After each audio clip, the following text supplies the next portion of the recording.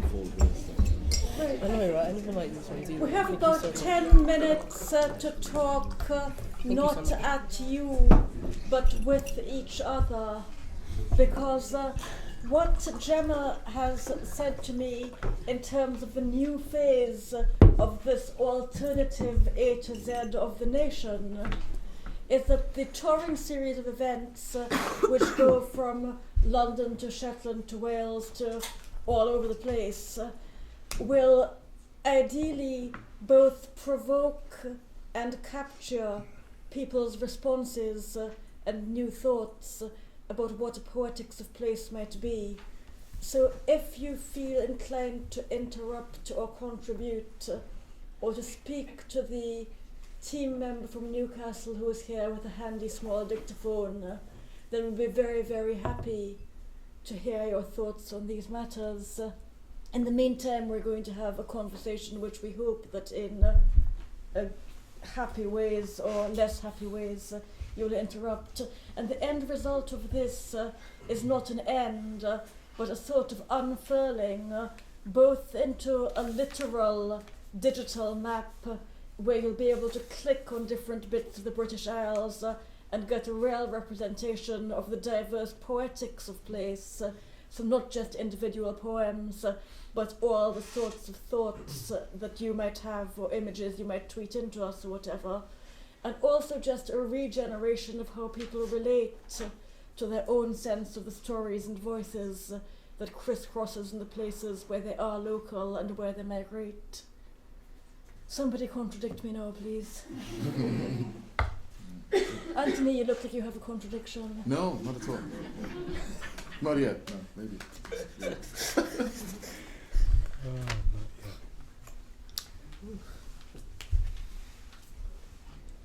Well, guys, that was fun, wasn't it? Yeah, that was cool. Yeah, that was good. I really liked your idea of making a place that can't exist because of the anachronisms and like the notional aspect of it. I really love how poetry gets you into that place. Like even if you're talking about some place that is real, immediately when you start to put it into words, and when you start to think about the music of those words, you move away from reality, quote unquote. I guess I find that process really interesting. Is that something you were thinking about in the process of writing, or did it just did the idea strike you and you just went with it? No, I definitely was part of it. I knew from the start this was going to be anachronistic and that it would deal with place in a way that was anti-scholarship, maybe, is maybe the word. It's funny, on the back of the book I've got Colin Grant quoting, and he says, it's a kind of, it's slightly mocking of sort of white gloved scholarship, and I kind of wanted to do that. I kind of wanted to reach back into the kind of meat of history and place in the Britain, whatever, this kind of small black child. He's described as black from head to toe, by the way, in the book. He's literally like entirely black in history, and I think history is always going to be about location, isn't it? It's always going to be about place. Yeah, and you've got you've got Andrew's Corner, and you've got, sorry, what was the other one? I can't remember. Martin's Corner as well, which doing a different thing, but also I noticed that they seem to be really important locations. You know what I mean? Yeah, I don't I guess in writing I've mythologized them in some type of way. I was talking to a friend of mine who's from a similarly like part suburban, part urban area, like a working class area. And she was talking about how if you write it the wrong way, it sort of makes a judgment of the people. I was trying to avoid that. And then I was trying to have some realism in there, but it can't be entirely realism, I guess, as well. But yeah, some of the things people will think I made up for poetic effect are things that happened. And some of the things that were like banal, that, in the poem, were things that I made up. So life is weird that way. Yeah. I suppose you were saying a similar thing, weren't you, Anthony? About not writing about London very much, writing about where you actually are. Yeah, no, that's a funny thing for me because I don't know. I mean, it is about hindsight and it is about reflection. And although I've been in London long enough now that I do have nostalgic memories about arriving in London, living here in the early days, you know, in the early 90s and stuff. So I can draw on that now. But the everyday, I mean, if I try to do the everyday stuff, like the stuff that goes on around the streets and stuff, it hardly ever comes together. Sometimes it does, like in the Jadi poem, but usually I think, no, I can't, it's just too real almost, you know. And for me, poetry, the poetry that I love is poetry that is not grounded in any location or any time. It's just completely abstracted from reality. It just hovers above. And I try to not date poems or, you know, use anything in a poem that would be located in a particular time or place. Unless it's specific to like a, you know, like science fiction location like that. It tends to be, the place is the mind, you know. Yeah. I don't know. Vani, how do you feel about that? I mean, you've been how long have you been in London now? I've never been in London. I'm a provincial. There you go. Yes. Well, the UK. That's an interesting term. Yeah. How long have I been in England and how long have I been in Scotland? Okay. Yes. I can ask you it in many different ways. When did you leave Trinidad? Did I leave Trinidad? Okay, yeah, you go. My heart belongs to Glasgow. Okay. Sorry. No problem. I think there's a sort of way in which I've always experienced places being simultaneous. Yeah. So I was speaking to the Trinidadian Bahamian poet Christian Campbell, who's living in Toronto, which makes him very hyphenated. So I think it's probably as well to ditch that idea of documentary location.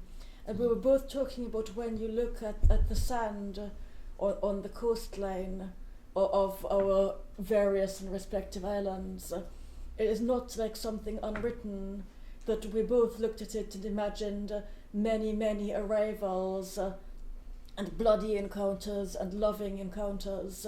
I mean, very small arrivals from boats hauled out of trees to the sort of less happy arrivals now of cruise ships or very fast boats carrying things that the law might know about or not.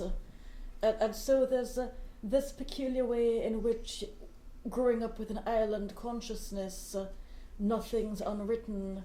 It's the opposite of having a blank slate. Everything has already been potentially overwritten and overwritten again. Yeah. Absolutely. That's interesting. I don't feel like coming here has given me like because it's an island but without that much of a sense of one, and most of the time I've been here, I've been in London, which has like a very small sense of other places existing in the world. Like I was listening, overhearing a guy's conversation on the phone, and he was like, yeah man, I'm touching north. I'm like, you're going to North London, bro. It's 3 train stops. It's not north. But like for a lot of people, like that is like a big journey. That's a migration. That's a displacement. And like you talk about them like moving to another part of London, and they just look at you like you're crazy. But like in Zambia is a landlocked country, and like it's always bordered by different places. And even within my family, there's like a sense of being bordered always, which I don't get from having lived in London. Like it's a very like, it sucks you into it in some type of way. I find that really interesting. So I guess this is for you, Vani. Do you feel like, you were saying like your heart is in Glasgow, like do you feel this sense of like different parts of your consciousness and identity residing in different places? Like if you go to Carnival, for instance, in Trinidad, that brings out a part of your self that Glasgow doesn't bring out in the same way. I don't know if I have such a fixed self to which I can refer those things. The carnival experience, Glasgow is different because I found it very easy to be from there, whereas everywhere else I had been south of that particular border, I tended to encounter the question, where are you from? And I know that this is anecdotal, but I didn't really encounter that in Glasgow. More I found very individualized questions such as, do you like to drink coffee? There's a new place down the road. And that was a bit refreshing. Now the question with Carnival is different because I had played Carnival when I was 2 and 3, and then because of the exam year, not again until this year. And I didn't go into the bikini and beads sort of band, but I played a traditional masquerade. I became a fancy sailor, and that was about entirely losing my identity, because people would just see me as a mass, as one of the incarnations of the fancy sailor, which has been evolving since the late 19th century. And people would just say to me, "Hey, Belmont sailor," because the band originated in Belmont. So that was peculiar and very freeing. Could I just, in the last 5 minutes or so we have before being refreshed, could I just sort of open it out to the audience and ask if there's anyone with a few words they want to say, a line of poetry, 3 keywords, what place, any contradictions? We have a helpful man with a roving dictaphone.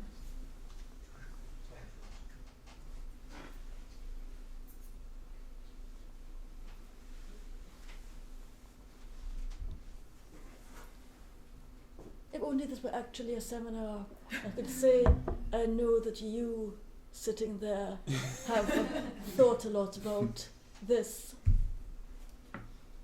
No. What about you anyway? You're stroking your beard contemplatively. Yeah, standing up. I see a certain novelist standing at the back.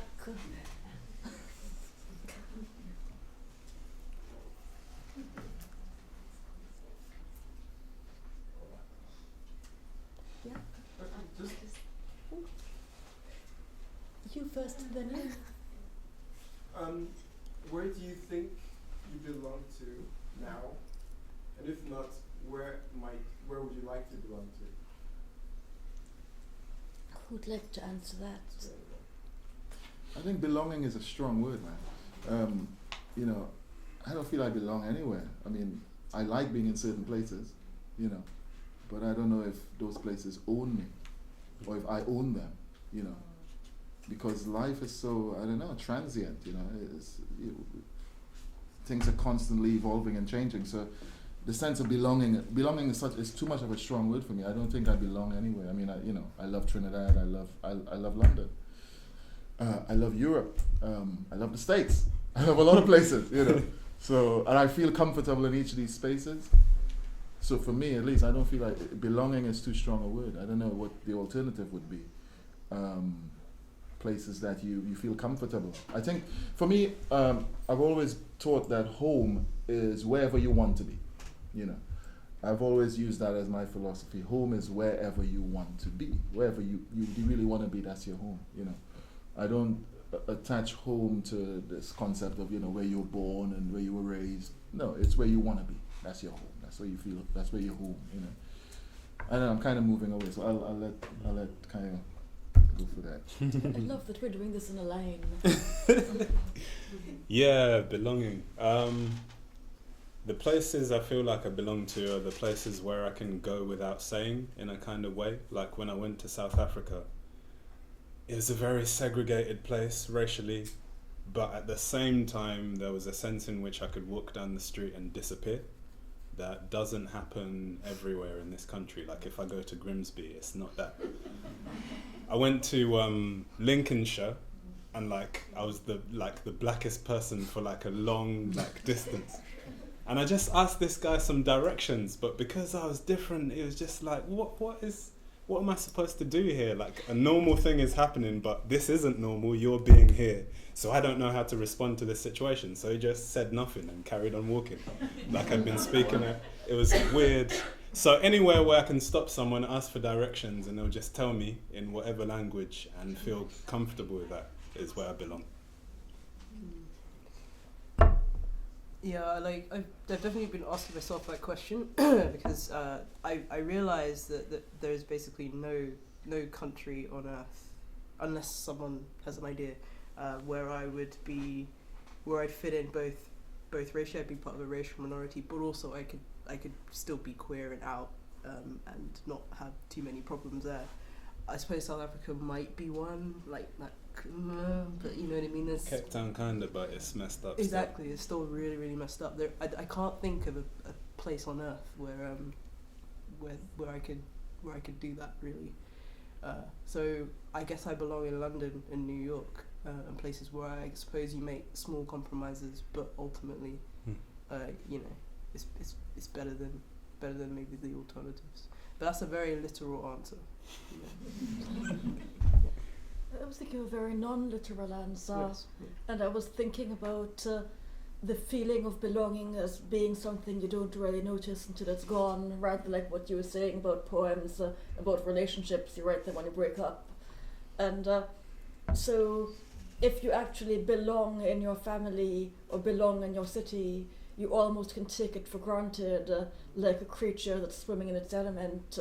And then you start to question, at least I start to question where I belong when something goes very wrong. But then there's the other curious thing in that belonging is tied up for me with time.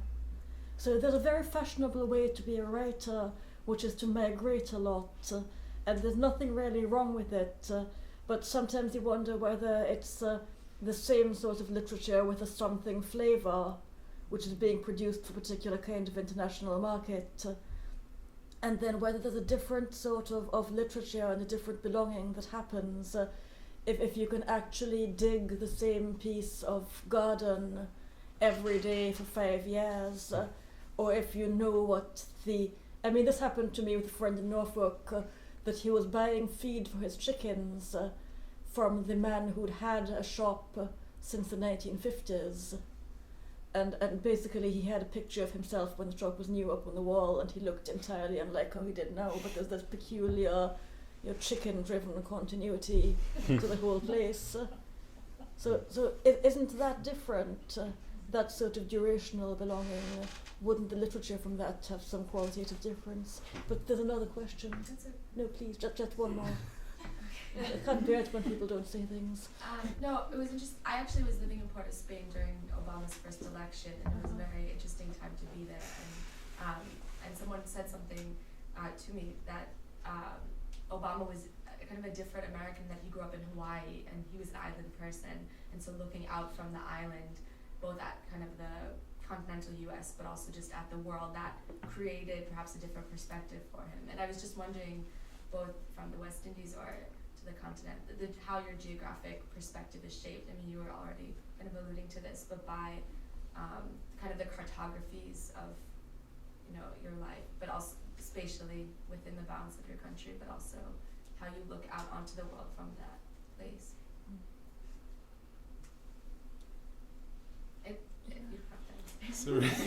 That's a really like succinct and like well thought out question. That was good. Yeah, I think I've been thinking recently about it being a luxury to be able to travel to loads of different countries, and like having the passport that I have allows me to be kind of global in that sense. Even to go to places that are antagonistic to my subjectivity, I can still go there and they have to let me in.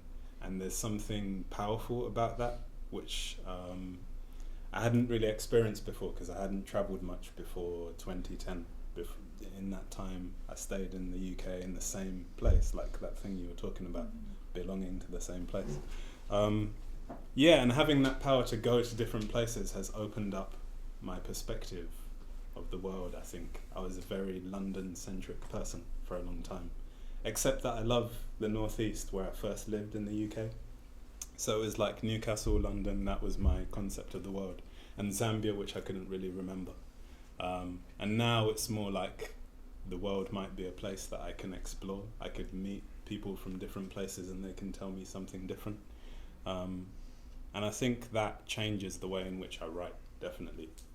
Because before I used to write loads of London poems, like too many. I still do, but yeah, now I'm writing other types of things. Yeah, I mean, I have, because I travel a lot because of music and whatnot, and I have this feeling that sometimes we travel in a very superficial way. You know, we just travel and we don't actually consider our place. You know, how we move and where we are in a particular point in time.